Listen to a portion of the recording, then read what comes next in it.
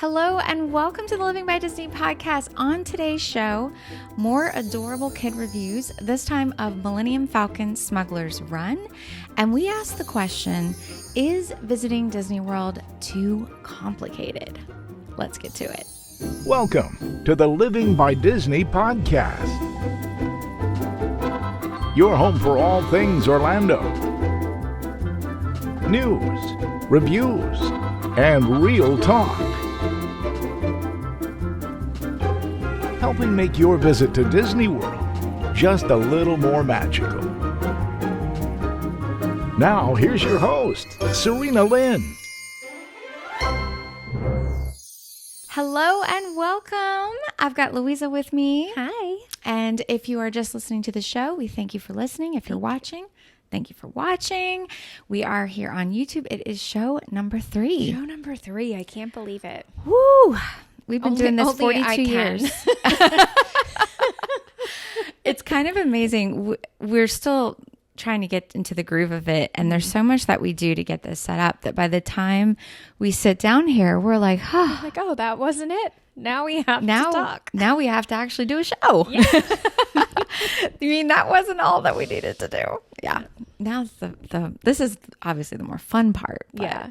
There's a lot of technical things going that are like just outside of our just right at the level of our wheelhouse. Yeah. Like if our wheelhouse was wheeling, it would be like right on the tread.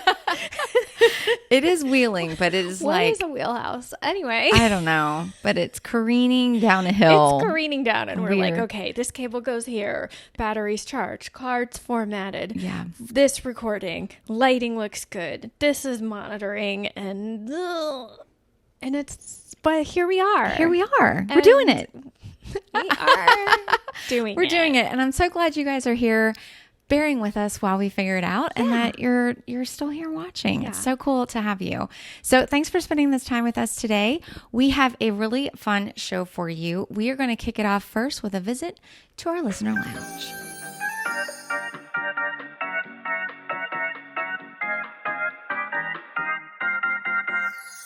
All right, today for the Listener Lounge, this is where we give your feedback. This is the opportunity for any feedback you give us, whether it's comments, reviews, or questions that you send in.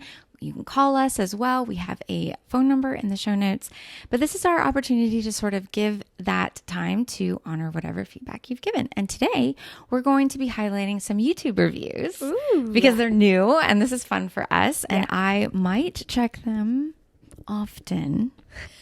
I won't say how often, but I check them often. Yeah. I'll tell you, people have been so nice. And I mean, of course, if they weren't, I would have deleted it and I wouldn't tell you. But I can say that they have been super, super kind and supportive. And we love all the comments. And we love that you guys are like with us on this journey. Thanks, guys. Yes, it's really nice. So two quick comments that I wanted to share. So the first one is from Genie. She said, I've been a fan and follower as long as I can remember. I hate podcasts. Ooh. But I loved this show. I love the kids review section. My son, who is 8, said he will give you all his opinions on Tron and Test Track whenever you want it. Oh, such a good idea. Yes. Test Track would be good because it's closing. It's about closing. That's my daughter, my 10-year-old. She would pick Test Track as her top. That's so interesting. Her top ride. Test Track. I love that. Yeah. I love that. She loves Test Track and which I don't love, but it's okay. It's fine. I love the end. Yeah, that's true. I love the end, but it's definitely not a ride I'm mad about them I'm redoing. not rope dropping. A lot of people do rope drop. They Test do. Track, so it's got hype. And the other ride that you would pick is Mission Space.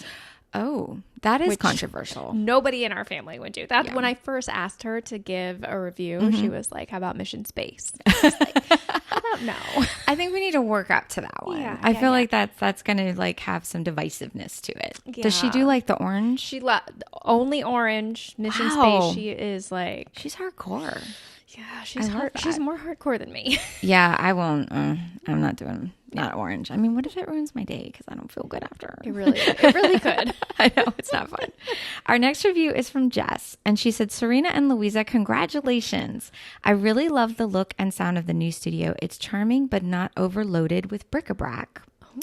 I think I'll switch from podcast to video for this one. I love being able to be part of a community by leaving comments, especially if the creator is active in the discussion. Wishing you the best on this new chapter. Thank you, Jess. Thanks, Jess. I know exactly what she means about the super busy.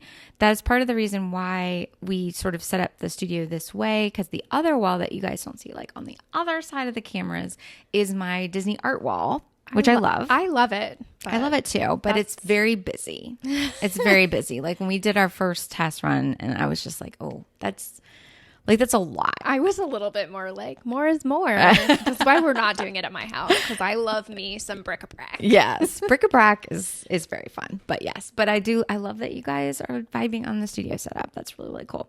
So thank you for that, and keep leaving comments, feedback, suggestions, calls, and we will share them in the listener lounge. All right, next up, our favorite. It's becoming our favorite segment. It is time for Tiny Tourist, and today we're going to be reviewing Millennium Falcon's Smugglers Run. Okay, this is going to be a good one Yeah. because we started with Slinky Dog Dash in the last Tiny Tourist, and that's kind of like a soft, like it's not divisive. Everybody loves Slinky Dog Dash. Can't say anything bad about it. But Smugglers Run, Yeah, it's got a lot more components to it. It's a little bit more of a complex attraction. yeah, So I think you're gonna like. There's only one of these that you've heard. yes. So I think you're gonna. These are Okay, we're gonna some start really with the good one ones. that I have heard. Okay. That's the first one. I like Smugglers Run because it's fun.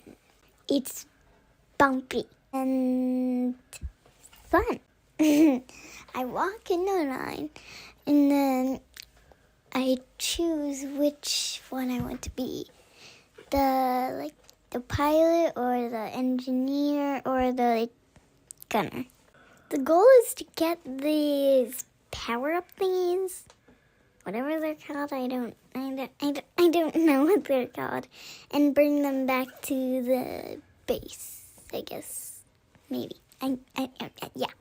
And you're going into space, and then you go on this planet. If I had to rate it 5 or less, I would rate it 5. 5 love stars. that. 5 stars. And that's your niece. That's my niece Elena. Can you tell? Because she didn't know the name. That's true. It runs in the family. She's like, whatever it's called, the Yeah. power-up thing. I love how she's like Smugglers Run. Run. I was like,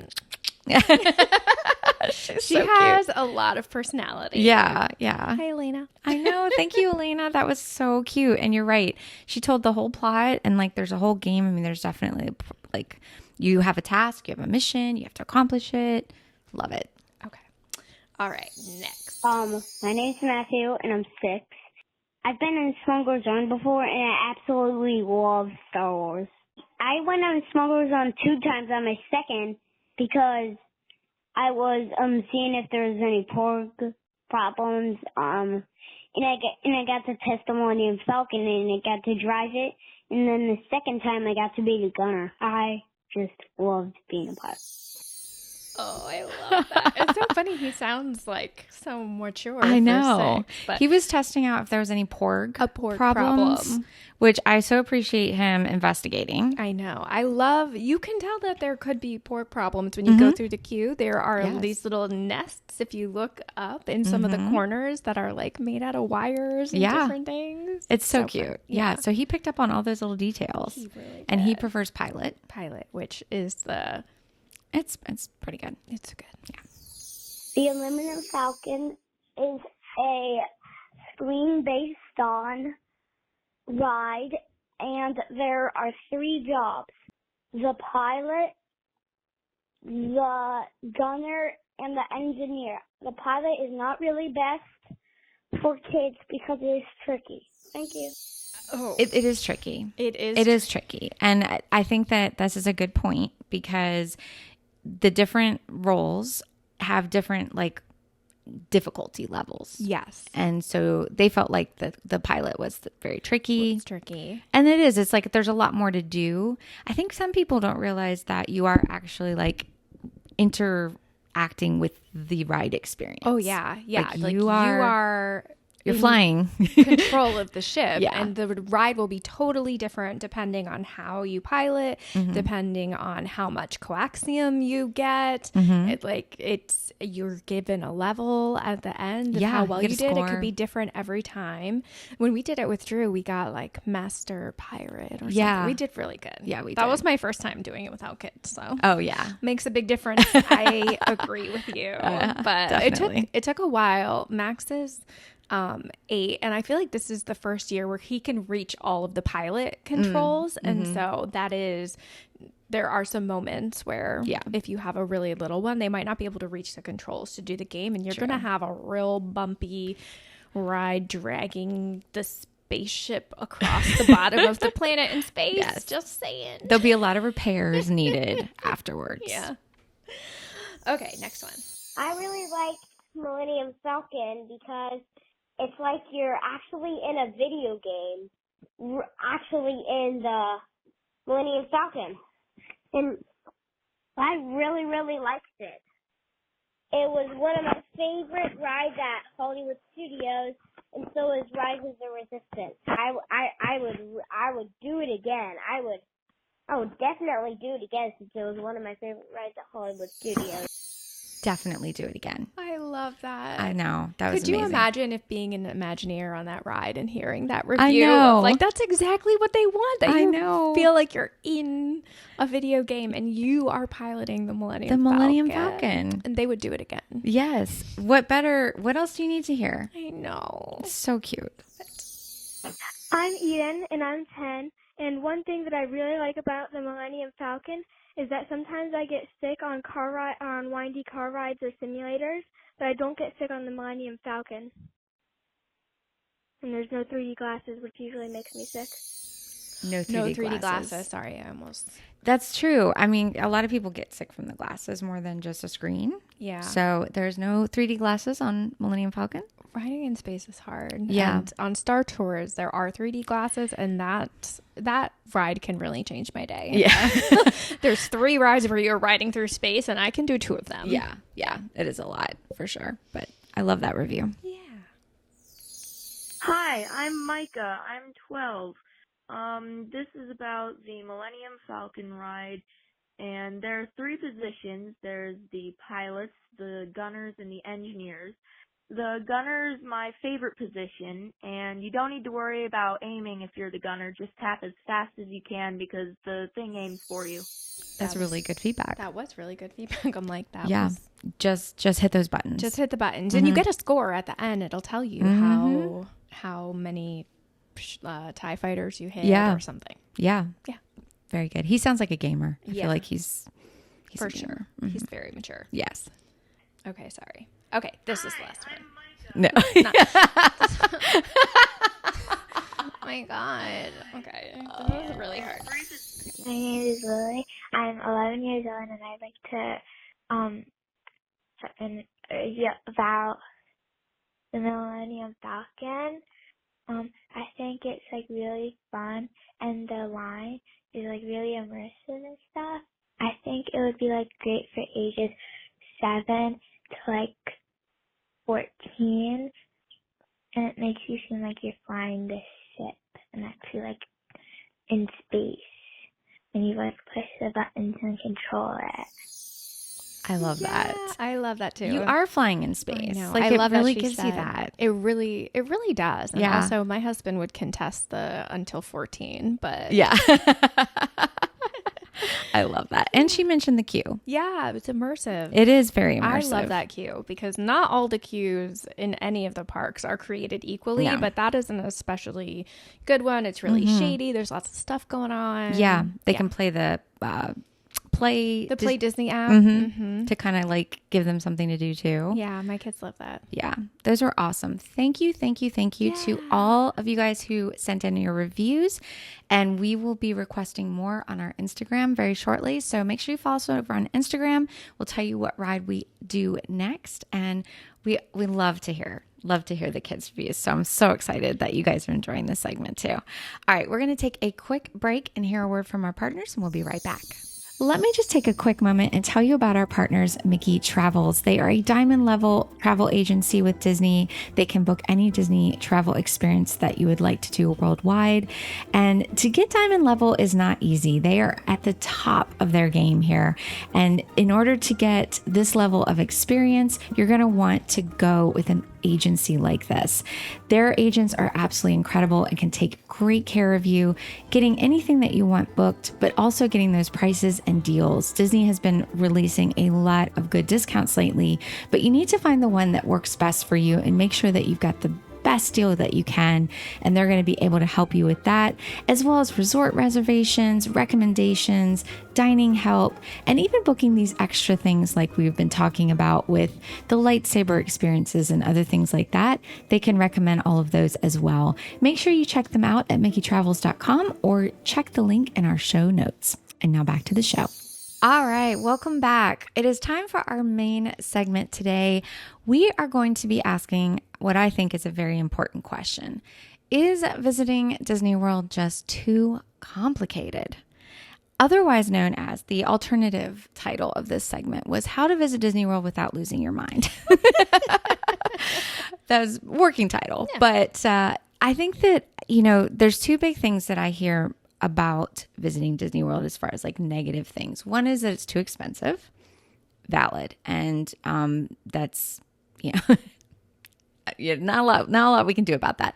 The second one that we hear is that it's very complicated and it takes so much work to do. And I think that that's a really valid concern. And I have definitely seen this change and Disney World planning change.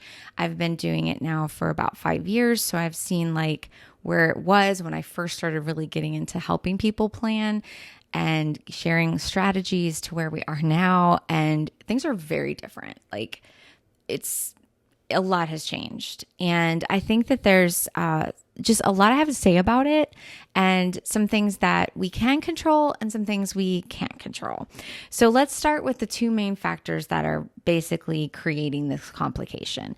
The first one is that Disney's system, right? So we got rid of Fast Pass, which all of us were really used to.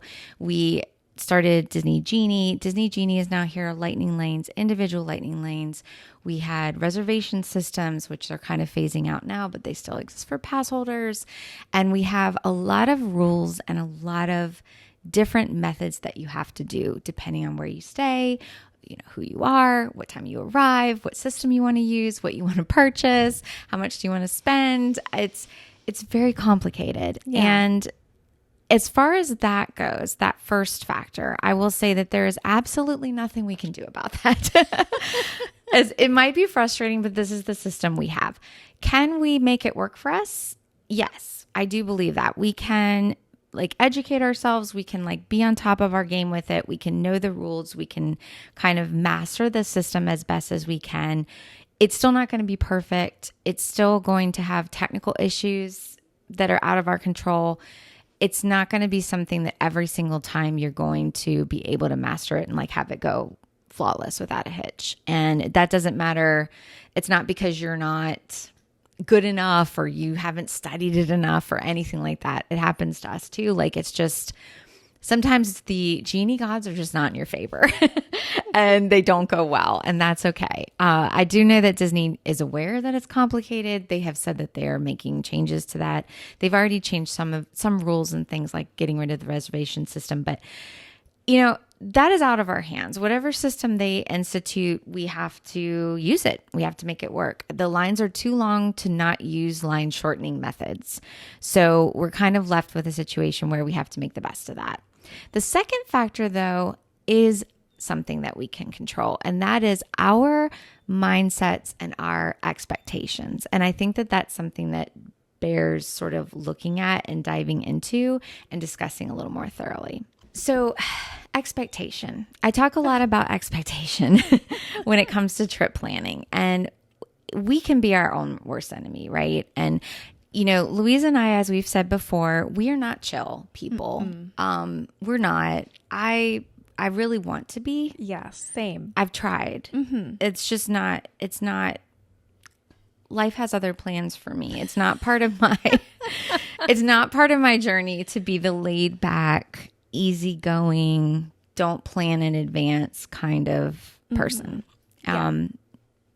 I've made peace with it. Like that's who I am. However, the thing with social media is that it's just not always the full picture, right? And we know this logically. We understand this. we've all been on social media long enough to like get this. But at the same time, we are barraged with how to do and what to do and tips and tools and hacks and tricks and did you knows and all these things.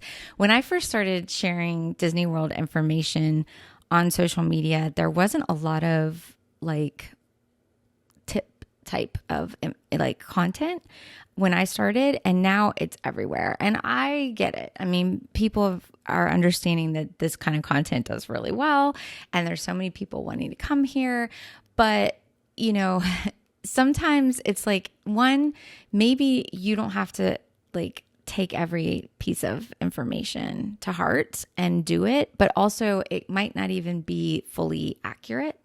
So there is that. But also it's just, it doesn't always apply to you, right? And I think that that's really tricky. I think it's so important when you are watching somebody and to think about, does their family, like, does this day look like something that I'm going to do? Because if you're coming here on vacation, a lot of content creators, a lot of people who are creating this content aren't going and rope dropping and doing a full day. They're there to show one thing, and that's what they're doing. And so it doesn't have the vacationer in mind in the creation. And also a lot of people create content that aren't there with their kids. And if you are going with your kids, it's going to be a totally different experience of what you can do, of what your day looks like if you're bringing kids too. So just like think about it. Does this person have a life like mine to know what my particular challenges are going to be? Absolutely. And obviously we don't always know when we just come across a random content creator, you know, we don't have any context to anything. So we have to give ourselves the context and also give ourselves the permission to kind of like drop some of the expectation and the standards so that we go into it with a realistic expectation. And then if we do more, if it is more wonderful, then fabulous. But we're not like setting ourselves up for disappointment. And I think if you are like a type A personality, you're really good at that. Like, I know I am. Like, this is entirely everything I'm saying here. I don't mean to come at anybody. Like, please know this is me. I've learned these lessons the hard way for myself. These are very hard won things that I have like figured out the hard way, and I see a lot of people still doing, and I still have to remind myself, like maybe not with Disney World, but when I go to other trips, like I still am giving myself the same pep talk. So it's it's a challenge, y'all. It's a challenge. But I think too that, you know, when it comes to the difficulty, what sparked this episode is the article that I found in the Washington Post. Disney trips are so complicated now that you need a class to plan one. And it's highlighting the fact that many people are selling full-on courses where you go through modules and units to figure out how to do Disney World. One said they have pop quizzes. I was like, oh my God. Yeah, wow. The anxiety, like, yeah, it's like the anxiety starts before you get here. Yeah, it's a lot, right? Yeah. And I think that that's like, again, there's a lot to learn, no doubt about it. Is there enough to maybe create a course or quit? Like, maybe, but at the same time, I don't want you guys to get sucked into people that are just trying to, you know, look, I respect the hustle, right? I get it. But at the same time, maybe we're making this all a bit too much. Like maybe we need to kind of bring it into a more realistic expectation, like guidebooks and tips and tricks and things like that, especially when you're brand new, you've never been, for sure. But, you know, maybe people are overcomplicating it a bit much. And then we're getting a little scared and we're overcomplicating it, and it's just sort of snowballing out.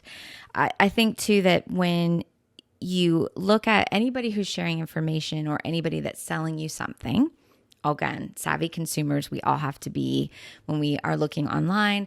If they are going 1 or 2 times a year, that's just, look, you don't know what you don't know. And if you do a plan one time and it works really well, you might think, I've got the perfect plan. Like, this is it.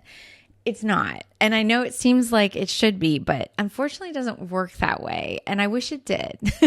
I wish it did. I wish I could just be like, here's your steps. Step 1, step 2, step 3. And I used to kind of do that. Like when I first started sharing strategies, it was pretty straightforward. And it was like, step 1, start here, do this next, and do this next. And that was it. It was very, very simple and nice.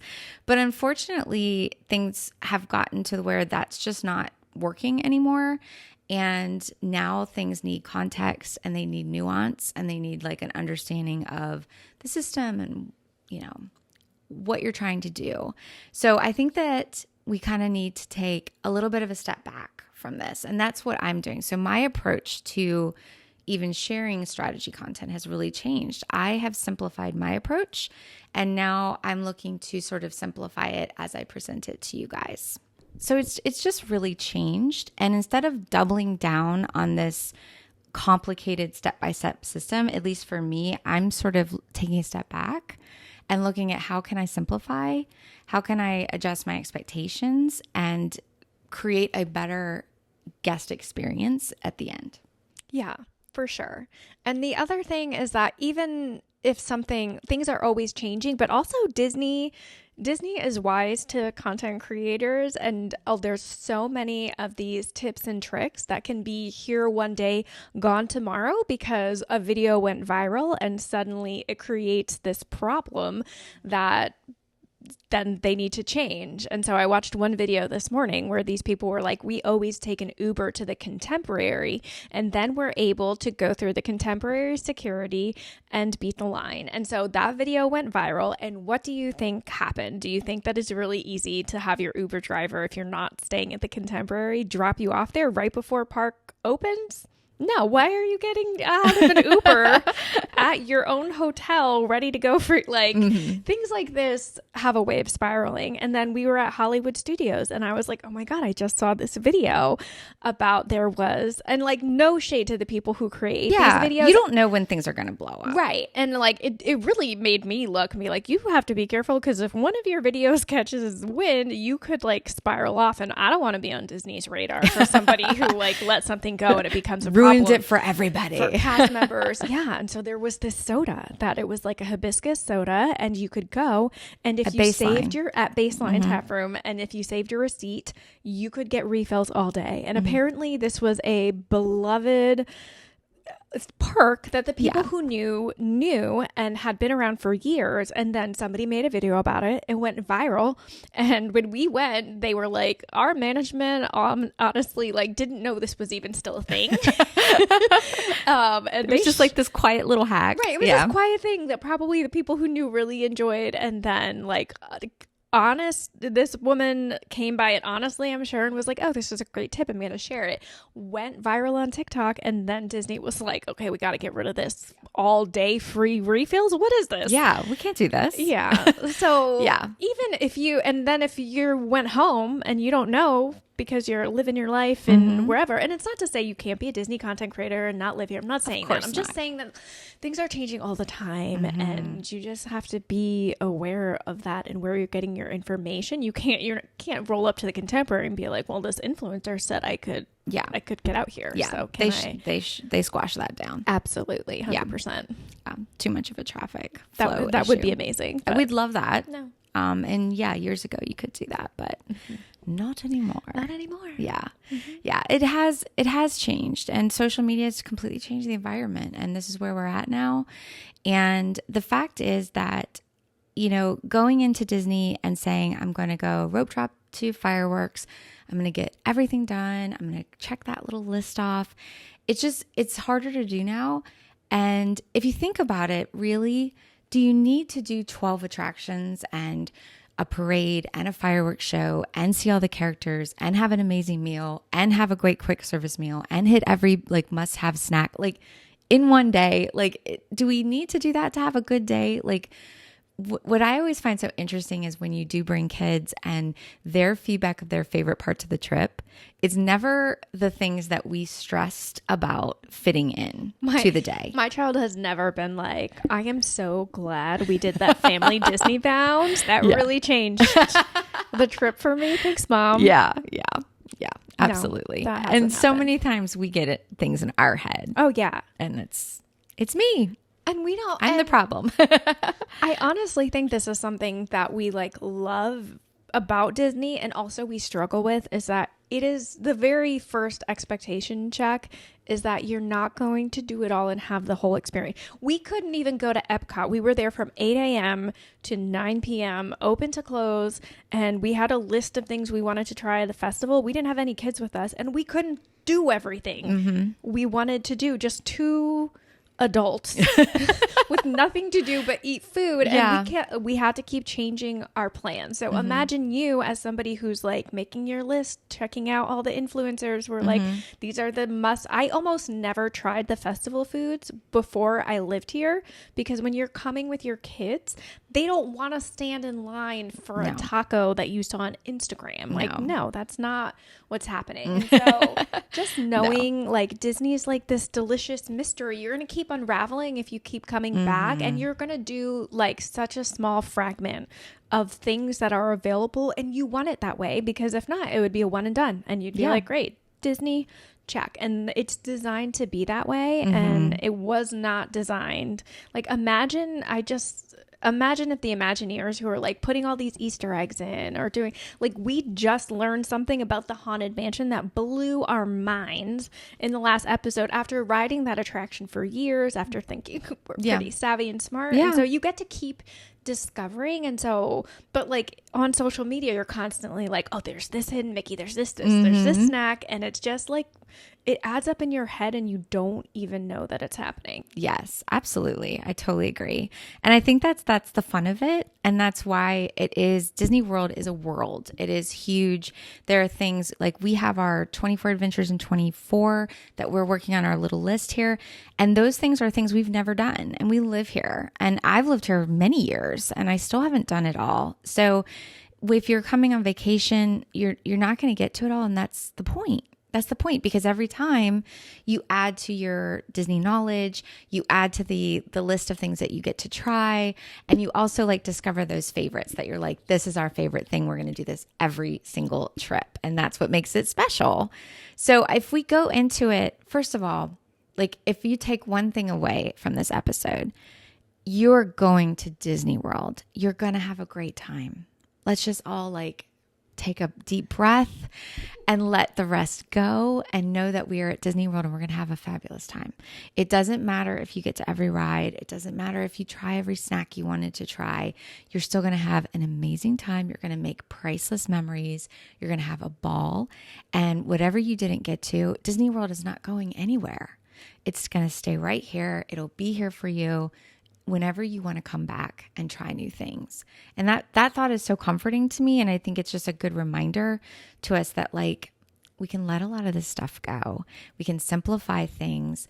I'm going to do a follow-up on sort of a simplified method of like how I approach now going into the park and how I start a day, and how you can sort of have 2 to 3 hours in the beginning of your day that are very intentional and the rest are kind of looser and letting you go with the flow, but a different approach that lets you sort of relax with it a little bit. Yeah.